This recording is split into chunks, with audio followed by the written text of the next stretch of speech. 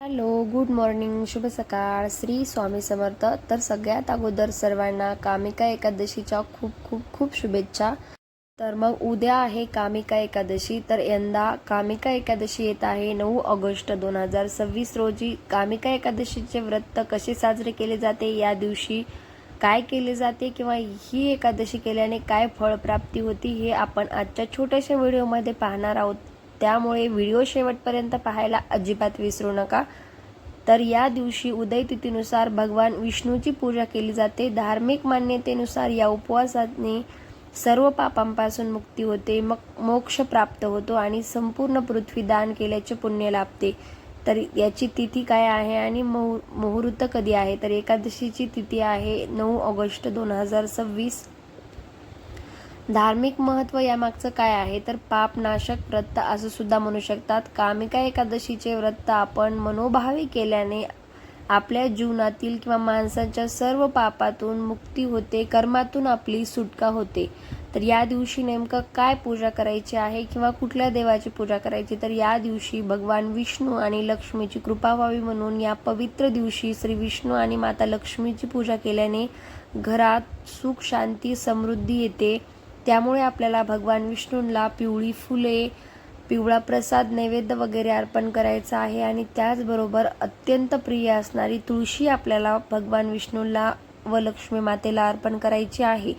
पण आपल्याला तुळशी जी आहे तर ती आदल्या दिवशीच तोडून ठेवायची. मी अगोदर पण बऱ्याच व्हिडिओमध्ये तुमच्यासोबत शेअर केलेला आहे की एकादशीच्या दिवशी तुळशी अजिबात तोडायची नाही आहे, कारण तुळशी सुद्धा एकादशीचं व्रत करते असं मान्यता आहे.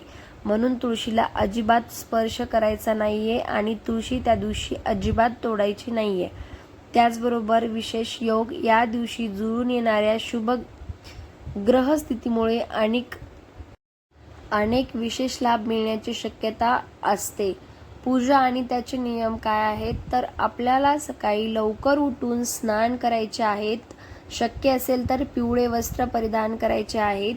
विष्णू पूजेचा संकल्प करायचा आहे. मी अगोदर सुद्धा तुम्हाला म्हटलं की कुठलीही पूजा किंवा कुठलंही व्रत आपल्याला करायचं म्हटलं तर संकल्प करणं अत्यंत महत्त्वाचं आहे की आपण ही पूजा कशासाठी करत आहेत. जर आपल्या जीवनामध्ये काही अडचणी असतील, काही दुःख असतील किंवा कुठल्या गोष्टीत यश मिळत नसेल, काही कामे अडकून पडली असतील, तर ती कामे मार्गी लागण्यासाठी आपण करत आहोत. तर असा कुठल्याही गोष्टीसाठी करत आहोत तर भगवान विष्णूला आणि माता लक्ष्मीला अगोदर आपल्याला संकल्प करायचा आहे की आपण हे कशासाठी करत आहोत. पूजेत देवाला आवर्जून तुळशीची पाने अर्पण करायची आहेत. मी अगोदर सुद्धा म्हणलं, तुळशीची पाने आपल्याला अगोदरच्या दिवशीच तोडून ठेवायचे आहेत. दिवसभर सात्विक राहायचे आहे, क्रोध आणायचा नाही, असत्य बोलायचं नाही, शाकाहारीच खायचं, मांसाहार करायचा नाही, कोणाच्याही विषयी वाईट बोलायचं नाही. गरजूंना अन्न, केळी, पिवळे वस्त्र किंवा गूळ, चना दान करायचं अत्यंत शुभ मानले जाते. तर अशा पद्धतीने आपल्याला भगवान विष्णूची आणि माता लक्ष्मीची पूजा करायची आहे. तर ही एकादशी श्रावण महिन्यातील कृष्ण पक्षातील एकादशीला कामिका एकादशी असे म्हणतात. तर या दिवशी आपण विष्णू पूजनाने मनुष्य सर्व पापातून मुक्त होतेच, पण कथाश्रवणाने गंगा स्नान व कुरुक्षेत्र दर्शनाचे पुण्य मिळते. त्यामुळे आजच्या दिवशी आपल्याला कथाश्रवण सुद्धा करायचं आहे की आजच्या एकादशीचं नेमकं महत्त्व काय आहे किंवा ही एकादशीला कामिनी एकादशी का म्हणतात, कामिका एकादशी का म्हणतात व त्यामागचं नेमकं कारण काय आहे. आणि त्याचबरोबर धर्मशास्त्रानुसार जो व्यक्ती या दिवशी भगवान विष्णूचे पूजन करतो त्याच्याकडून देवता, गंधर्व आणि सूर्य या सर्वांची पूजा होते. यावेळी कामिका एकादशी शुभ दिवशी येत आहे आणि त्यामुळे आपण नक्कीच हे व्रत केलं पाहिजे आणि भगवान विष्णूची पूजन केलं पाहिजे. भगवान विष्णूंची होईल तेवढं नामस्मरण केलं पाहिजे.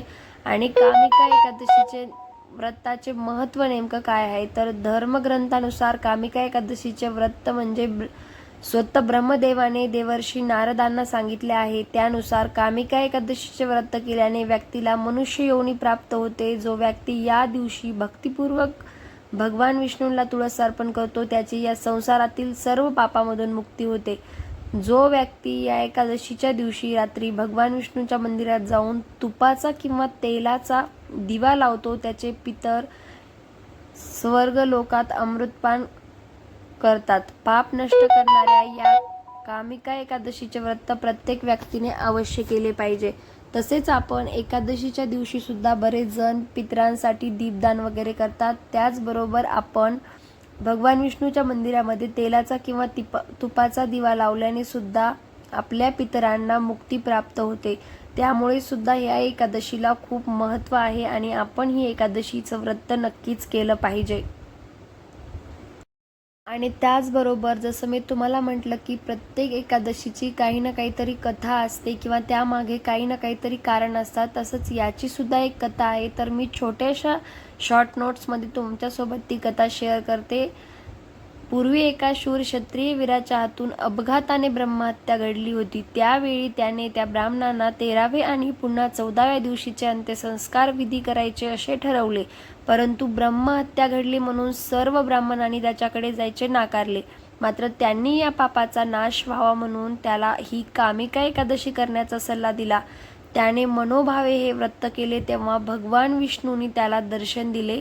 त्याची पापातून मुक्तता केली व त्याला स्वर्गप्राप्ती झाली. आपल्या हातूनही कळत नकळत एखाद्याचा अपमान झाला असेल, एखादी व्यक्ती आपल्या बोलण्याने दुखावली वा दुरावली गेली असेल, तर या व्रताच्या निमित्ताने त्या व्यक्तीला भेटून तिची माफी मागावी, तिला एखादी भेटवस्तू द्यावी. मकर संक्रांतीला आपण जसे तिळगुळ घेऊन गोड बोला म्हणतो, तसे या एकादशीच्या दिवशी दुरावलेली माणसे जोडता आली तर उत्तमच आहे ना.